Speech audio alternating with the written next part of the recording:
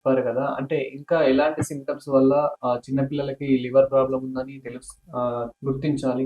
అయితే ఇప్పుడు చిన్న పిల్లలు చూడండి, కొంతమంది తిన్న ఎంబడే మోషన్‌కెళ్తారు పిల్లలు. వాళ్ళకి మంచిగా ఫుడ్ పెట్టండి. ఏదైనా కొంచెం స్పైసీ ఫుడ్, కొంచెం పెరుగన్నం గాల, కొంచెం చింతపండుతో ఏదైనా పెట్టండి. ఇమ్మీడియేట్‌లీ తిన్నెంబడే మోషన్‌కెళ్ళాలన్న ఫీలింగ్ ఉంటది చూడండి. అది లివర్ ఇంబాలెన్స్ వల్లనే. ఓకే. మన డైజెషన్ అంటే మనం తిన్న ఫుడ్ జీర్ణం కాకపోయేసరికి అది ఇంటెస్టైన్ అనేది ఎంప్టీ చేస్తుంది. ఇంటెస్టైన్ అనేది ఖాళీ చేస్తుంది. ప్రెషర్ ఎక్కువవుతుంది ఇంటెస్టైన్‌కి. కాబట్టి ఇక్కడ లివర్ అనేది ఎప్పుడైనా లివర్, గాల్ బ్లాడర్ ఎలా ఉంటుందంటే మనం ఎంత హెవీ డైట్ తిన్నా సరే ఎంజైమ్స్ పిల్లల్లో డైజెషన్ కెపాసిటీ ఎక్కువుండేదండి ఇంతకుముందు. ఆడుకుంటూ, ఆడుకుంటూ మట్టి తిన్న రోజులు పిల్లలయి. ఇప్పుడు జంక్ ఫుడ్ తినడం వల్ల ఏమవుతుందంటే పాలు తాగిన ఇండైజెషన్ వల్ల లివర్ ప్రాబ్లమ్స్ వస్తున్నాయి. పాలు తాగడం వల్ల కూడా అవి ఇండైజెషన్. ఖచ్చితంగా పాలు కూడా జీర్ణం కావు.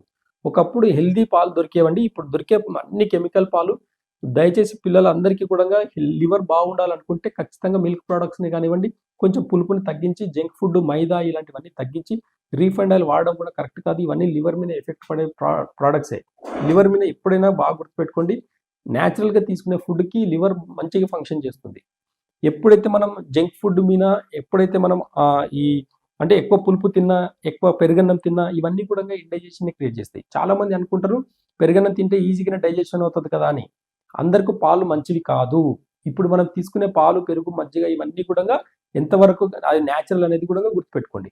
అంటే ఒక లివర్ పాడవడానికి ఇలాంటివన్నీ చిన్న చిన్న రూట్ కాస్‌లో చిన్న చిన్న ఇండైజెషన్ ఫుడ్ తీసుకోవడం వల్లనే ఒకరోజు మేజర్ లివర్ ప్రాబ్లమ్స్ వస్తాయన్నమాట. అవును. పిల్లల్లో కూడంగా కోపం, చిరాకు ఉంది అంటే అది లివర్ ప్రాబ్లమే.